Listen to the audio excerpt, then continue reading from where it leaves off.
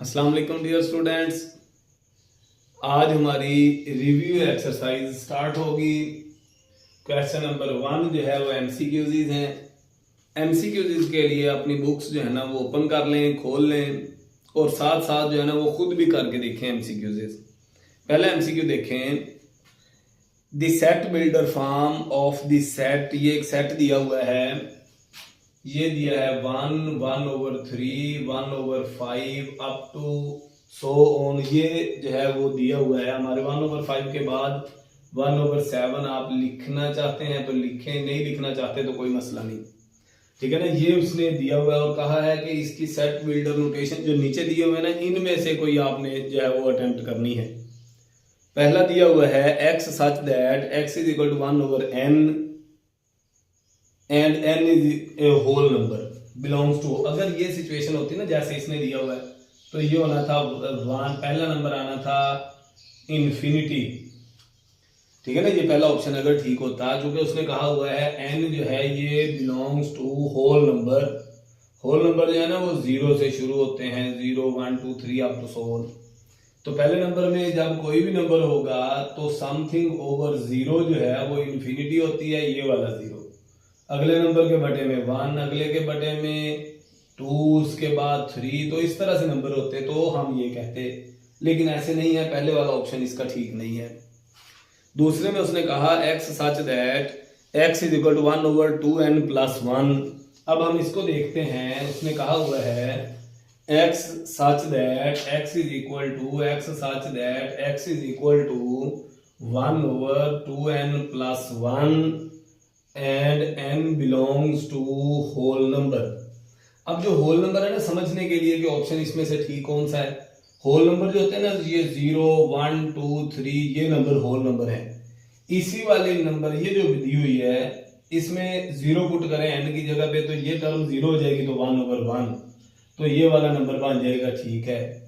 अगर n की जगह पे 1 पुट करें तो 2 1s are 2, 2 + 1 3, तो ये आ गया 1/3, तो 1/3 ये वाली सिचुएशन बनेगी, ठीक है। n की जगह पे 2 पुट करें तो 2 2s are 4, 4 + 1 5, तो ये इसका मतलब ये वाली बात इसकी ठीक है। तो ये ऑप्शन बी दिया हुआ है, ये वाला ऑप्शन ठीक है। यानी जो पहले वाला एमसीक्यू है इसका बी वाला ऑप्शन ठीक है। वैसे तो बाकी ऑप्शन भी देखने चाहिए बंदे को, लेकिन ये बिल्कुल ठीक आ गया है। सी वाले ऑप्शन में 1/n + 1 लिखा हुआ है, यहाँ पे लिखा हुआ है n + 1। जब हम 0 पुट करेंगे तो ये वाली पहला बन जाएगा, 1 पुट करेंगे तो 1 + 1 2, 1/2 अगर होता तो फिर ये सोचा जा सकता था। तो ये भी ऑप्शन सी वाला भी नहीं है। डी वाले में वैसे ही 2n + 1 ऊपर लिखा हुआ है, वो भी नहीं है। तो इसका मतलब पहला जो एमसीक्यू है इसमें बी वाला ऑप्शन जो है ना ये ठीक है। आगे दिया हुआ है if a is equal to empty set. दूसरा एमसीक्यू है a is equal to empty set then p of a। जब हमने पावर ऑफ a लेनी है तो वो क्या आएगी, तो पहले इसके सबसेट लिखेंगे। एम्प्टी सेट जो होता है ना वो ही उसका सबसेट होता है। जब हमने इसका पावर सेट बनाना है तो बाहर एक ब्रैकेट लगानी है। तो ये वाला ऑप्शन जो है ना जहां पे दिया हुआ होगा वो ठीक है। पहला ऑप्शन भी ये नहीं है, दूसरा भी नहीं है, तीसरा सी वाला ऑप्शन जो है वो ठीक है। तो इसका मतलब हम सी वाला जो ऑप्शन है इसको ठीक कर देंगे दूसरे एमसीक्यू में, ठीक है। तीसरा एमसीक्यू देखें। तीसरे एमसीक्यू में वो ये कहता है if u is equal to 1 2 3 4 5, u is equal to 1 2 3 4 5, ये u दिया हुआ है। a is equal to 1 2 3, a is equal to 1 2 3, b is equal to 3 4 5, 3 4 5। उसने कहा आप मालूम करें u minus a intersection b। अब ज़बानी चूंकि एमसीक्यू होते हैं तो कोशिश करते होते हैं ज़बानी सॉल्व हो। पहले आप ले लें a इंटरसेक्शन b, ये वाली रकम a वाली है, ये वाली b वाली है। जब आपने इंटरसेक्शन लेना है तो 3 जो है ना वो दोनों में कॉमन है, तो a इंटरसेक्शन b जो है ना वो 3 आ जाएगा। जब आपने लेना है u minus a intersection b, तो ये वाली रकम में से ये 3 माइनस कर देंगे, निकाल देंगे, तो ये 3 निकल जाएगा। तो जो ऑप्शन आंसर आएगा वो आएगा 1 2 4 5। अब ये देख ले 1 2 4 5 कौन से वाला ऑप्शन बनता है। 1 2 4 5 वाला जो है ना ये कौन सा ऑप्शन बन रहा है, 1 2 4 5 ए वाला ऑप्शन है। इसका मतलब ये कि जो 3 वाला एमसीक्यू है इसका 1 2 4 5 ए वाला ऑप्शन ठीक है। 3 एमसीक्यू हुए, इसके बाद हम चौथे एमसीक्यू पे चलते हैं। चौथे एमसीक्यू में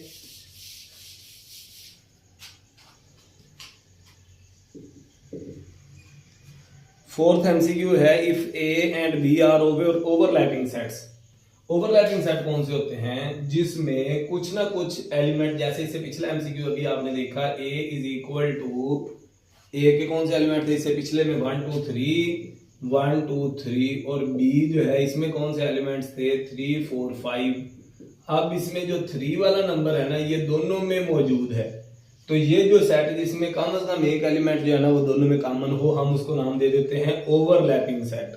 ओवरलैपिंग सेट्स, ठीक है, ये इसका नाम होता है। अब उसने कहा A and B are overlapping sets, then N of A minus B, N of A minus B. चूंकि ओवरलैपिंग सेट है तो ओवरलैपिंग सेट में जो नंबर ए में होगा बी में भी होगा। अच्छा, चूंकि ये ओवरलैपिंग सेट है तो इस वजह से जब हमने a माइनस बी लेना है, ऐसा एलिमेंट जो a में हो b में ना हो वो वाले लिखे जाते हैं। तो जो दोनों में मौजूद होगा वो तो शामिल नहीं होगा। तो इसका मतलब जितने भी a में एलिमेंट्स हैं, जितने भी एलिमेंट्स a में हैं उनसे जितने एलिमेंट कॉमन हैं वो निकाल दें। मतलब जितने a में एलिमेंट हैं वो कितने हैं 1 2 3, उसमें से जो कॉमन है वो कितने हैं 1, तो एक निकाल दें तो 2 एलिमेंट जो है ना वो उसके अंदर बनेंगे। तो ये वाला ऑप्शन हमारे पास इसका आएगा N of A minus N of A intersection B. ये कौन सा ऑप्शन है?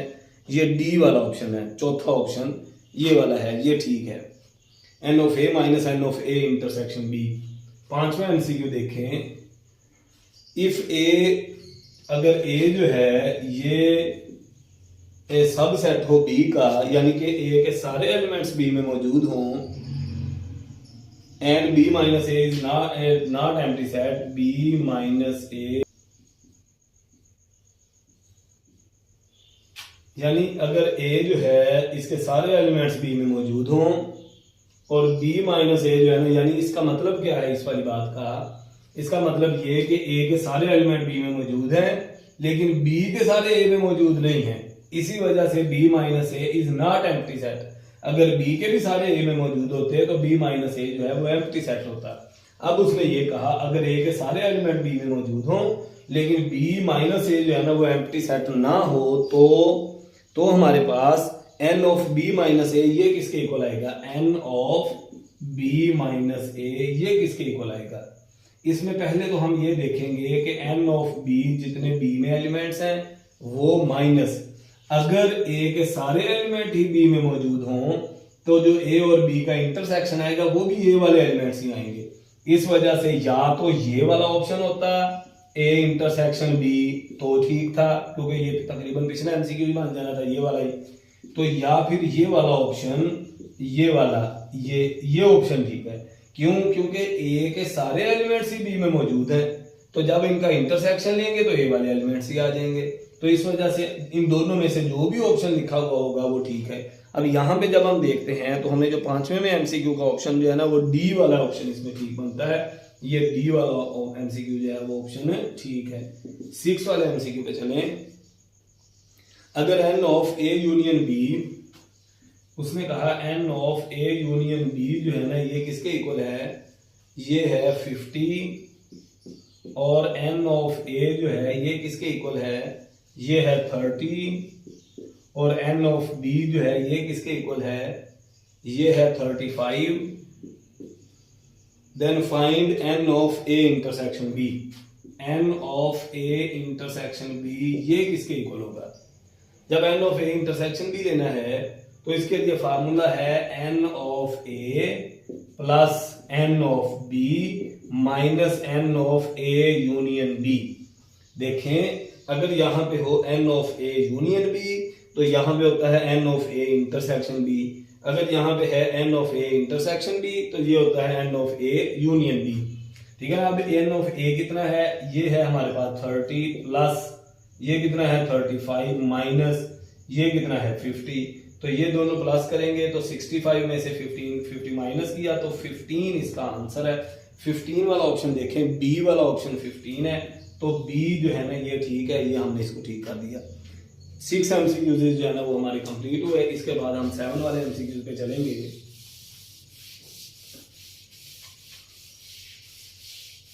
MCQs जो है ना इनको गौर से समझते हैं। 7 वाला MCQ क्या है? 7 वाले MCQ में दिया हुआ है if a is equal to 1 2 3 4 1 2 3 4 a is equal to 1 2 3 और 4 b is equal to x y z। अगर a और b ये वाले दिए हुए हैं then a Cartesian product of a and b, तो ये a क्रॉस b हमने देखना है। इसमें कितने उसने कहा एलिमेंट होंगे, मतलब इसके अंदर कितने एलिमेंट होंगे। इसके अंदर कितने एलिमेंट हैं 4 हैं, इसके अंदर कितने एलिमेंट हैं 3 हैं। तो जब हमने क्रॉस करना है तो इसके अंदर 12 एलिमेंट्स बनेंगे। 12 वाला बी वाला ऑप्शन है, तो बी ऑप्शन जो है वो ठीक है।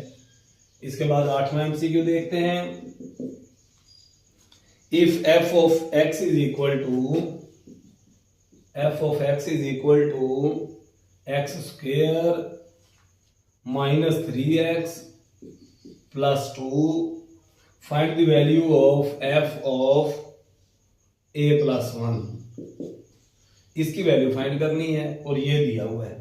यानी अब यहाँ पे देखें तो f ऑफ x है, यहाँ पे f ऑफ a प्लस 1 है। वो कहता है कि x की जगह पे a प्लस 1 पुट करें, तो जब इस x की जगह पे a प्लस 1 पुट करेंगे तो इसका square minus 3 into a plus 1 plus 2 ये रकम आ जाएगी आगे। तो इसका स्क्वायर खोलेंगे, पहली रकम का square plus 2 into first element second element plus second element का स्क्वायर। इसका स्क्वायर खोला, माइनस 3 को a से मल्टीप्लाई किया 3a माइनस 3 को 1 से 3 प्लस 2, तो a square plus 2a minus 3a minus a plus 1 minus 3 plus 2, ये 0 आ जाएगा। यही वाला ऑप्शन है। अब ये देखने कौन सा वाला बनता है, डी वाला ऑप्शन बना है, तो ये वाला ऑप्शन ठीक है। ठीक है। इसके बाद 9वां MCQ है, given that f of x is equal to 3x plus 1 if f of x is equal to 28, ये नंबर है, then the value of x हमने फाइंड करना है। तो इसमें उसने कहा ये तो सीधी सी बात है, ये भी f ऑफ x है, ये भी, तो ये वाली रकम इसके बराबर है। तो 3x plus 1 is equal to 28, 1 उधर भेज दिया, तो 3x is equal to 27, 1 plus का है ना, तो दूसरी साइड पे जाएगा माइनस का हो जाएगा। तो 3x इज इक्वल टू 27, इसके भी डिवाइड में 3, इसके भी ये काट जाएगा। 9x जो है ना वो 9 वाला ऑप्शन ठीक है, ए वाला ऑप्शन ये ठीक। 10वां MCQ देखें, if a is equal to 1 2 3 और b is equal to a b, two non empty sets f और जो है ना वो a से b की तरफ। b function defined as, function क्या दिया हुआ है, फंक्शन है f is equal to 1a 2b 3b, ये है function. Then which of the following statement is true. अच्छा ये देखते हैं पहले फंक्शन कौन सा है। यहाँ पे a बना लें, यहाँ पे b बना लें। पहले a वाले एलिमेंट्स इधर से लिखते हैं 1 2 3, b वाले एलिमेंट्स इधर से लिखते हैं a और b। अब ये 1 जो है वो a की तरफ है, 2 जो है ये b से, 3 भी b से। ये वाला फंक्शन कौन से वाला है, ये बनता है onto function, onto, या इसका एक और नाम है सरजेक्टिव। ये जो फंक्शन होता है ना इसका नाम होता है ऑन टू फंक्शन या सरजेक्टिव फंक्शन। जब इधर से कोई नंबर जो है ना वो यानी जो b की ये जो रेंज बन रही है ना ये सेट b के बराबर हो, तो इसका मतलब ये ऑन टू फंक्शन है या सरजेक्टिव फंक्शन है। अब इन दोनों में से देख लेते हैं कौन सा ऑप्शन है। इंजेक्टिव तो नहीं है, सर्जेक्टिव फंक्शन ही है, बाइजेक्टिव और इनटू तो नहीं है। ये बाइजेक्टिव उस वक्त होता अगर ये इस तरह से होते, यानी 1 2 3 ये A B C इस तरह से होते ना, हम कहते हैं ये बाइजेक्टिव फंक्शन है। ठीक है, अगर यहाँ पे 1 2 3 होता और इधर होता A B C और D, तो ये इसके साथ ये इसके साथ ये फिर एक खाली बचा हुआ, फिर हम कहते हैं ये इनटू फंक्शन है। ठीक है ना, अब चूंकि इधर खाली कोई नहीं है तो इसका मतलब ये वाला फंक्शन या ऑन टू है या इसको हम सर्जेक्टिव फंक्शन का भी नाम दे देते हैं। यहाँ पे ये बात पूरी हुई जी। तो स्टूडेंट्स क्वेश्चन नंबर 2 जो है इसको देखते हैं। उसने कहा राइट इन टेबुलर फॉर्म के ये जो दिए हुए हैं ना सेट, इनको हमने टेबुलर फॉर्म में लिखना है। तो यहाँ पे पहले में उसने कहा हुआ है x such that x is equal to 2n, मतलब 2 के multiple, and n is equal to natural number. तो 2 के मल्टीपल लिख दे 2 4 6 8 अप टू सो ऑन। ये हमारे पास इसका आंसर है। ठीक है ना, 2n लिखा हुआ है ना, तो नेचुरल नंबर होते हैं 1 2 3 4 5, ये नेचुरल नंबर है अप टू सो ऑन। तो जब हमने 2 से मल्टीप्लाई कर देना है तो ये 2n बन जाएगा, 2n up to so on. तो 2n जो है ना वो 2 1s are 2 2 2s are 4 2 3s are 6, तो इस तरह से ये वाले नंबर आ जाएंगे। x such that x equal to 2n plus 1, m belongs to natural numbers। अब यहाँ पे क्या करेंगे, पहले हम m की जगह पे 1 पुट करें, तो 2 1s are 2 plus 1 क्या हो जाएगा 3।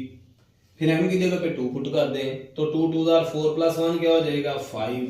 फिर m की जगह पे 3 पुट कर दें, क्योंकि नेचुरल नंबर है ना, तो नेचुरल नंबर 1 2 3 है, तो अगर m की जगह पे 3 पुट करेंगे 3 2s are 6 plus 1 कितना 7 अप टू सो ऑन। ये हमारे पास इसका आंसर है। x such that x is equal to 11n, और n जो है ना ये होल नंबर है, तो इसका मतलब यहां से शुरू कहां से होगा, पहला होल नंबर 0, 0 को 11 से मल्टीप्लाई किया 0, दूसरा होल नंबर 1, 11 1s are 11, तीसरा होल नंबर 2, 11 2s are 22, और आगे ऐसे चलते जाएं, n इज लेस देन 11, 10 तक चलेगा। तो ये 22 के बाद 33, ये 44, ये 55 66 77 88 99 और 110, ये हमारे पास जो है वो इसका सेट बनेगा, जिसमें जो है ना ये n जो है वो 11 से कम है, 10 11s are 100 और होल नंबर 0 से शुरू हुए, यही हमारे पास इसका answer. x such that x belongs to even number, e stands for even number, Urdu में कहते हैं जुफ्त आदाद का set, and 4 is lesser than x, यानी 4 और अंदर इवन नंबर कौन कौन से हैं, 4 और 6 में सॉरी, यानी 4 और 6 के अंदर इवन नंबर कौन कौन से हैं, तो 4 और 6 में तो कोई इवन नंबर नहीं है, तो इसका मतलब इसका आंसर जो है ना वो आएगा एम्प्टी सेट। ये हमारे पास इसका आंसर। हाँ जी, अब हम 5th पार्ट पे चलते हैं। x such that x belongs to odd numbers, इसमें ऑड नंबर्स हैं, and 5 is less than x is less than 7। उसने कहा ऑड नंबर लिखें, लेकिन वो 5 और 7 के अंदर हो कोई नंबर, तो वो एम्प्टी सेट ही बनेगा। 5 और 7 में तो कोई ऑड नंबर नहीं है। ऑड नंबर होते हैं उर्दू में तादाद, जैसे 1 3 5 7 9 11 13 15, तो 5 और 7 के दरमियान में तो कोई ऑड नंबर नहीं है, इस वजह से इसका एम्प्टी सेट आएगा। x सच दैट जो 6 वाला है, x such that x belongs to rational numbers and x square is equal to 2, यानी उसने कहा x स्क्वायर जो है ना ये 2 के इक्वल हो अगर, तो स्क्वायर रूट लेंगे इसका, इधर भी, तो x आ जाएगा 2 स्क्वायर रूट। अब ये जो 2 स्क्वायर रूट है ना ये रैशनल नहीं है, यहाँ पे इसने कहा है रैशनल हो, इररेशनल है, तो इसका मतलब इसका भी एम्प्टी सेट आएगा, क्योंकि स्क्वायर रूट इसके अलावा तो और कोई नंबर उसने शर्त नहीं दी हुई, तो इस वजह सिर्फ 2 स्क्वायर रूट आना था, वो इररेशनल है। इधर सामने रैशनल लिखने थे, इस वजह से ये यहाँ कुछ नहीं लिखा जाएगा। यहाँ पे चलते हैं, x such that x belongs to rational number and x, अब एक ही नंबर अपने ही नेगेटिव नंबर के बराबर हो, ऐसे नहीं हो सकता, ठीक है ना, तो x is equal to -x और वो रैशनल नंबर हो, ये पॉसिबल नहीं है, इस वजह से इसका आंसर भी एम्प्टी सेट ही आएगा। x such that x belongs to real numbers and x is not belongs to irrational numbers, यानी अगर x जो है वो रियल हो लेकिन इररेशनल ना हो तो इसका मतलब वो फिर रैशनल हो। देखिए ना, अगर एक नंबर रियल तो है लेकिन इररेशनल नहीं है तो फिर वो रैशनल होगा, क्योंकि जो रियल नंबर होते हैं ना ये रैशनल और इरेशनल नंबर्स का यूनियन होते हैं। तो अगर वो रियल हो लेकिन इरेशनल ना हो तो इसका मतलब वो रैशनल होगा। तो क्यू जो है ना वो रैशनल के लिए है। ये हमारे पास इसका आंसर, यहाँ हमने हमारा क्वेश्चन कंप्लीट हुआ।